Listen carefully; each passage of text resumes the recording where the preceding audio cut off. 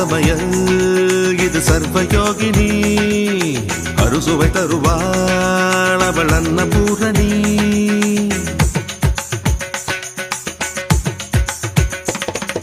சரவண சமையல்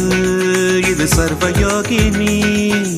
அறுசுவை தருவாள் அவள் அன்னபூரணி ஒவ்வொரு கையிலும் ருசிகள் மாறும் ஒவ்வொரு ருசியிலும் பசிய மாறும் சமையல் 6 வகை கலை அல்லவா தீர தீரன மனிதவ மகரித சரவண சமையல் இது சர்வயோகினி அறுசுவை தருவாள் அவள் அன்னபூரணி